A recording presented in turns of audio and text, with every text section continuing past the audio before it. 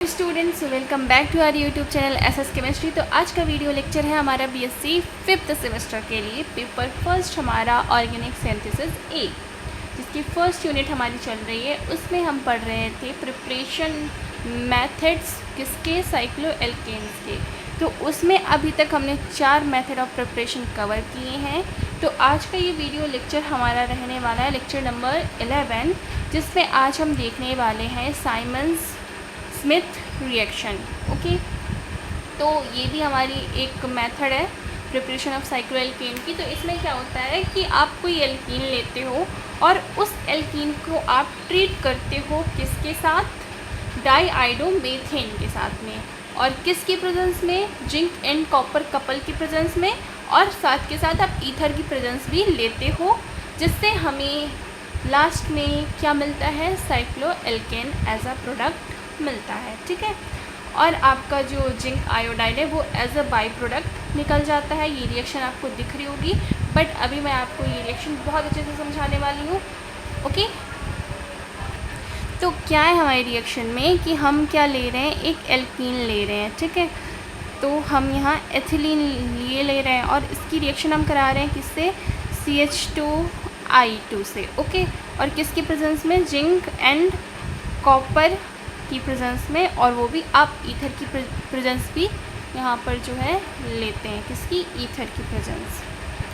Okay, तो यहाँ पर क्या होता है, सबसे पहले स्टेप में समझिएगा, ये जो जिंक है हमारा, ये जो है इस दोनों आयोडीन के बीच में आकर जुड़ जाता है, जिससे यहाँ पर सबसे पहले स्टेप में एक ऑर्गेनो जिंक कंपाउंड का फॉर्मेशन होता है। फर्स्ट स्टेप में क्या होता है कि यहाँ पर ये जो हमारा CH2I2 है, ये आपका ये जो जिंक और कॉपर कपल है, ये इससे रिएक्ट होकर यहाँ पर क्या होता है कि आपका कुछ एक ऑर्गेनो जिंक कंपाउंड बन जाता है, ऐसे ICH2 bond Zn bond I, और फिर ये जो है डायरेक्ट अटैक कर देता है किस पे, एल्कीन पर, जहाँ से आपके सेकेंड स्टेप में क्या होता है कि ये जो आपका ऑर्गेनो जिंक कंपाउंड बनाना, ये डायरेक्ट अटैक कर देता है किस पर, एल्कीन पर। हम यहाँ पर ले लेते हैं I bond CH2 bond zinc and bond I, इसको, ये हमारा है एक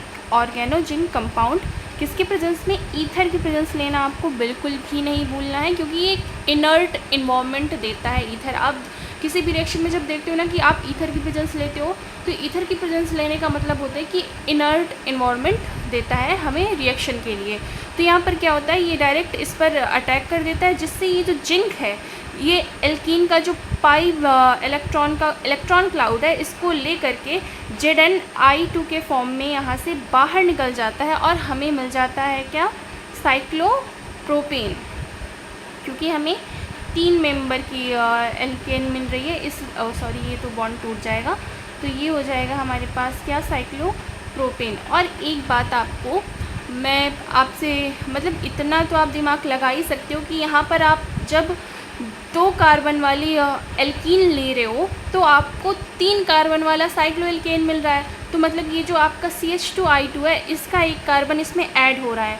अब अगर आपसे कभी किसी भी मतलब एग्ज़ाम में आपसे पूछा जाए, आपसे 4 मेंबर की साइक्लोएल्केन बनाने के लिए कहे इस मेथड के थ्रू, तो आप क्या करोगे, यहाँ पर 3 मेंबर की 3 कार्बन वाली आप एल्कीन लोगे, जिससे आपको लास्ट में क्या मिलेगा, 4 कार्बन वाला आपको साइक्लोएल्केन मिलेगा, क्योंकि यहाँ पर एक आपका जो कार्बन है वो डाईआइडोमेथेन का ऐड होता है। ओके, और एक स्पेसिफिक बात इस रिएक्शन की ये है, तो ये स्पेसिफिक बात ये है, इसको आप एक पॉइंट के फॉर्म में लिखिएगा नोट करके, कि ये जो आपकी रिएक्शन होती है ना, साइमन स्मिथ रिएक्शन, ये एक स्टीरियो स्पेसिफिक रिएक्शन होती है। स्टीरियो स्पेसिफिक रिएक्शन का क्या मतलब है कि जो स्टीरियो आपका एल्कीन का होगा, वही स्टीरियो आपका साइक्लोएल्केन का भी मिलेगा। स्टीरियो तो आप लोग समझते हैं कि स्टीरियो क्या होती है, क्योंकि वो आप बीएससी फर्स्ट सेमेस्टर में पढ़ चुके होते हैं स्टीरियो। ओके, तो इस पॉइंट को भी आप लोग जो है नोट कर लीजिएगा। आई होप आप साथ के साथ नोट्स बना रहे हैं, अगर नहीं बना रहे हैं तो स्क्रीनशॉट ले लिया करिए। अगर बाद में भी आप लोग लिख रहे हैं, बट नोट्स ज़रूर बनाइए। नोट्स में आपको ये सब नहीं लिखना, बट अगर आप हिंदी नहीं लिखना चाहते तो मत लिखिए, ये सब आप लिख लेंगे कि in this reaction alkane is reacted with, ये सब तो आप खुद से भी लिख लेंगे। बट जो इंपॉर्टेंट पॉइंट मैं आपको बताती हूँ वो ज़रूर नोट डाउन किया करिए। और साथ के साथ रिएक्शन, और जो मैंने आपको बताया ना कि पहले क्या बनता है, हमारे पास एक ऑर्गेनोजिन कंपाउंड बनता है, फिर उसके बाद वो अटैक करता है एल्कीन पर। तो अगर आप चाहो उस मैकेनिज़्म को भी लिखना तो आप उसे भी लिख सकते हो, ठीक है। तो मैं आपको इसका जो है एग्जांपल देके बताती हूँ कि कैसे ये रिएक्शन जो है हमारी स्टीरियोस्पेसिफिक होती है। मान लीजिए पहले मैं यहाँ पर एक आपको फ्लो चार्ट के फॉर्म में बता देती हूँ। अगर आपके पास कोई सिस एल्कीन है, ओके, अगर आपके पास क्या है, कोई सिस एल्कीन है, तो इस रिएक्शन के बाद आपको जो है सिस फॉर्म में ही साइक्लोएल्केन मिलेगा, यानी कि सिस से आपको सिस ही मिलेगा। और अगर आपने ट्रांस एल्कीन ली है तो आपको ट्रांस साइक्लोएल्केन ही मिलेगा, यानी कि जो आपको साइक्लोएल्केन मिलेगा वो भी ट्रांस ही होगा, ओके। तो सिस फॉर्म एल्कीन की क्या होती है, शायद कुछ बच्चों को पता नहीं हो, तो मैं वो बता देती हूँ आपको। हम लेते हैं सबसे पहले एक सिस एल्कीन का एग्जाम्पल लेके समझते हैं। ये है हमारे पास एक एल्कीन, यहाँ पर हमने एक आर ग्रुप लगा रखा है, यहाँ पर एक आर ग्रुप लगा रखा है, और यहाँ पर H और यहाँ पर H। तो सिस का मतलब समझिए, जब सेम ग्रुप जो है एक साइड पर लगे होते हैं तब हम उसे सिस एल्कीन कहते हैं। यहाँ पर आप देखिए, यहाँ पर आर ग्रुप है और यहाँ पर भी आर ग्रुप है, यहाँ पर H ग्रुप है, यहाँ पर भी H ग्रुप है, ठीक है। अगर किसी भी एक साइड पर आपको सेम ग्रुप देखने को मिलते हैं तो उसे हम क्या कह देते हैं, सिस।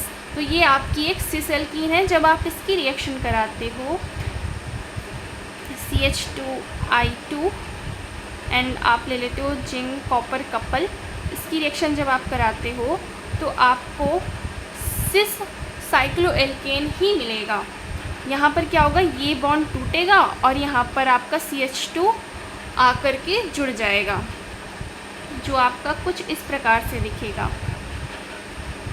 सॉरी, मैंने यहाँ पर फिर से डबल बॉन्ड बना दिया, एक्चुअली ना मैं भूल जाती हूँ, ये डबल बॉन्ड नहीं होगा आपका, और यहाँ पर उस डबल बॉन्ड की जगह आपका एक CH2 आकर जुड़ जाएगा, जिससे आपको सिस फॉर्म में ही वो चीज़ मिलती है। यहाँ पर आप देखोगे कि इस एल्कीन की स्टीरियो चेंज नहीं हुई, स्टीरियो वही। यहाँ पर आप लोग डबल बॉन्ड मत बना दीजिए, क्योंकि मैंने काट दिया, वो गलती से मैंने बना दिया था, ओके, याद रखिएगा। अब मैं आपको एक ट्रांस का एग्जांपल लेके बताती हूँ। मान लीजिए हमने एक ट्रांस एल्कीन ले ली, यहाँ पर आपका एक आर ग्रुप है और उसके अपोजिट में एक आर ग्रुप है, ये आपका H और H। यहाँ पर आप देखोगे ये R है, ये H है, यानी कि सेम साइड पर डिफरेंट ग्रुप्स लगे हैं, इसलिए ये क्या है, एक ट्रांस एल्कीन, ओके।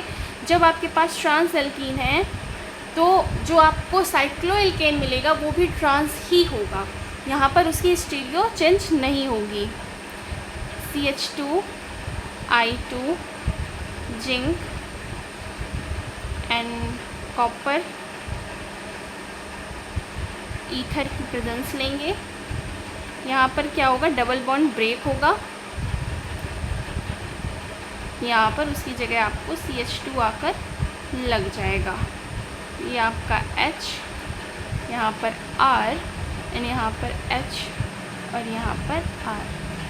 तो इसको आप लोग नोट कर लीजिएगा, ये आपके सिस और ट्रांस के जो है एग्जाम्पल है। अगर आपसे पेपर में पूछा जाता है तो आप इस प्रकार से समझा सकते हैं। अब हम डिस्कस करने वाले हैं फिजिकल प्रॉपर्टीज़ ऑफ साइक्लोएल्केन्स। कुछ 2-3 फिजिकल प्रॉपर्टीज़ हैं, इसी वीडियो लेक्चर में हम डिस्कस कर लेंगे। तो नेक्स्ट वीडियो लेक्चर में हम इसकी केमिकल प्रॉपर्टीज़ भी डिस्कस कर लेंगे।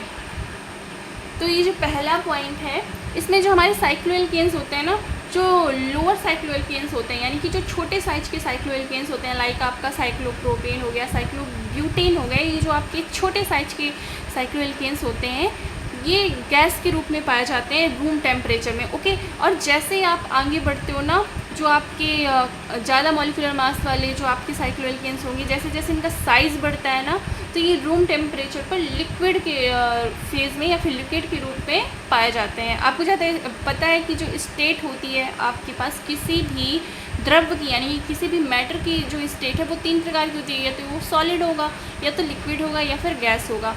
तो वैसे ही जो हमारे साइक्लोएल्केन्स होते हैं, स्मॉल साइज्ड वाले जो साइक्लोएल्केन्स होते हैं वो गैस के फॉर्म में पाए जाते हैं रूम टेम्परेचर पर, और जो जैसे ही आपकी जो रिंग का साइज बढ़ता जाता है तो वो रूम टेम्परेचर पर लिक्विड के फॉर्म में जो है पाए जाते हैं। सेकेंड पॉइंट है हमारा विलेयता के लिए, यानी कि सॉल्युबिलिटी के आधार पर। जो हमारे साइक्लोएल्केन्स होते हैं ना, आपको पता है ये साइक्लोएल्केन्स क्या होते हैं, ये नॉन पोलर होते हैं। नॉन पोलर होने का क्या मतलब है कि इनमें कोई पोलैरिटी नहीं है, इनमें अलग अलग कोई ध्रुव नहीं है। पोलर वो होते हैं जिनमें प्लस माइनस जो है अलग अलग ध्रुव आप उनको बना सको, वो पोलर होते हैं। बट आपको साइक्लोएल्केन में ये पोलैरिटी देखने को नहीं मिलती, मतलब ये क्या है, नॉन पोलर। ओके, तो इसलिए ये नॉन पोलर है, तो ये किस में घुलेंगे, एक नॉन पोलर सॉल्वेंट में ही घुलेंगे। आपको पता है जो वाटर होता है हमारा वो पोलर होता है, इसलिए जो साइक्लोएल्केन्स होते हैं वो इनसोल्यूबल होते हैं वाटर में और सोल्यूबल होते हैं किसमें, ऑर्गेनिक सॉल्वेंट में। और ऑर्गेनिक सॉल्वेंट आपका कोई भी हो सकता है, बेंजीन हो गया, एसीटोन हो गया, क्लोरोफॉर्म हो गया, ऐसे आपके ऑर्गेनिक सॉल्वेंट्स होते हैं। ठीक है, तो जो ऑर्गेनिक सॉल्वेंट्स होते हैं ये भी नॉन पोलर होते हैं। और आपने एक चीज़ पढ़ी होगी, लाइक डिज़ोल्व लाइक, यानी कि जो जैसा होता है वो उसी में घुलता है। इसको हम एक ऐसे एग्जांपल से समझ सकते हैं, वो वाला नहीं आपको कॉन्सेप्ट लगाना फिजिक्स वाला कि जो आपके डिफरेंट चार्जेस होते हैं वो अट्रैक्ट करते हैं, वो फिजिक्स का है। ये हमारी केमिस्ट्री में क्या होता है कि लाइक डिज़ोल्व लाइक, यानी कि जो जैसा होगा वो उसी में घुलेगा। यानी कि आप इससे ऐसा समझ सकते हो कि जब आप किसी ऐसे पर्सन से मिलते हो जिसकी पर्सनैलिटी आपसे मैच होती है तो आप उससे बहुत आसानी से घुल मिल जाते हो। बट आप जब किसी ऐसे पर्सन से मिलते हो जिसकी पर्सनैलिटी आपकी पर्सनैलिटी से मैच ही नहीं होती तो आप उससे घुल मिल नहीं पाते हो। तो वैसे ही हमारा ऑर्गेनिक कंपाउंड्स के केसेस में भी आता है, जो कंपाउंड्स जैसे होते हैं, जिस नेचर के होते हैं वो उसी नेचर के सॉल्वेंट के साथ घुलते हैं। चूँकि हमारा साइक्लोएल्केन नॉन पोलर है तो वो नॉन पोलर सॉल्वेंट के साथ घुलेगा, इसलिए वो ऑर्गेनिक सॉल्वेंट में जो है सोल्यूबल होता है। थर्ड पॉइंट है हमारा, as molecular mass increases boiling point and melting point of cycloalkanes also increases. जैसे जैसे जो है आपके साइक्लोएल्केन्स का मॉलिक्यूलर मास बढ़ता है वैसे वैसे इनकी जो है बॉइलिंग एंड मेल्टिंग पॉइंट भी बढ़ते जाते हैं। Thank you for watching.